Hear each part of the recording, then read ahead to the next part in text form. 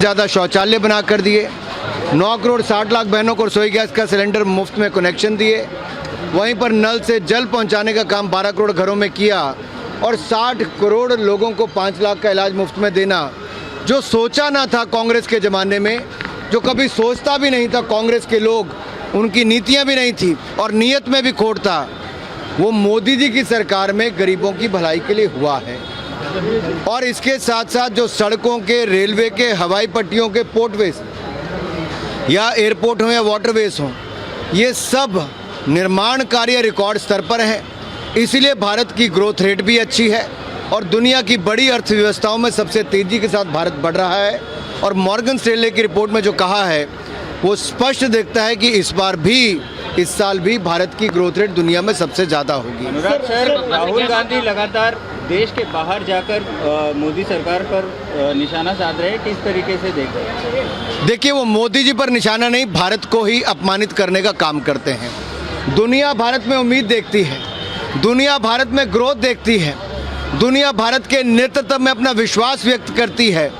Australia के प्रधानमंत्री मोदी जी को कहते हैं Modi is the boss, Italy के प्रधानमंत्री कहते हैं Modi is the world's most loved leader, और दुनिया के अन्य नेता मोदी जी के नेतृत्व का सम्मान करते हैं। और सबसे लोकप्रिय नेता के रूप में नरेंद्र मोदी जी पिछले 3 सालों में लगातार चुने जाते हैं। अब इस बात को कांग्रेस हजम नहीं कर पा रही। जब हजम नहीं कर पा रही तो कहीं ना कहीं जाकर उल्टा सीधा बोलना है। पहले इंग्लैंड में, अब अमेरिका में ये जो प्रायोजित कार्यक्रम होते हैं, इनमें भारत विरोधी नारे लगते हैं, भारत के राष्ट्रगान का अपमान किया जाता है, भारत विरोधी बातें बोली जाती हैं और श्रीमान राहुल गांधी जी इस कार्यक्रम के मुख्य अतिथि होते हैं। रेसलर्स के प्रोटेस्ट को लेकर जिस तरह से राजनीति की जा रही है, ममता बनर्जी ने भी सॉलिडेरिटी मार्च निकाला है कोलकाता में, किस तरह से देखते हैं इनको? मुंबई से राज ठाकरे ने भी समर्थन दिया है रेसलर्स को, क्या कहेंगे? मैं इतना ही कहूँगा, हम इस मुद्दे को बड़े संवेदनशील तरीके से ले रहे हैं। खिलाड़ियों की मांग एक कमेटी बनाने की थी, हमने वो भी बनाई, जांच करवाने की थी वो भी करवाई, पुलिस से एफआईआर करवाना चाहते थे, दिल्ली पुलिस ने एफआईआर भी की, सुप्रीम कोर्ट गए तो वहाँ पर भी सुप्रीम कोर्ट ने मजिस्ट्रेट के कोर्ट में जाने के लिए कहा।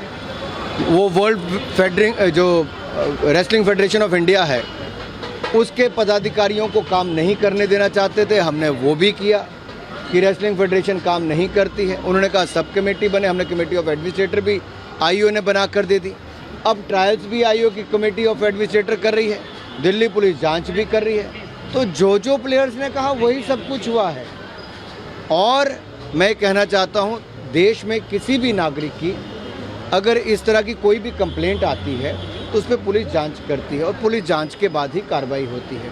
इस केस में भी बड़ी तेज़ी के साथ जांच हो रही है, बहुत सारे लोगों के बयान होने थे, वो हुए भी हैं और पुलिस अपनी रिपोर्ट देगी और जब चार्जशीट फाइल करेगी उसके बाद उचित कार्रवाई भी होगी।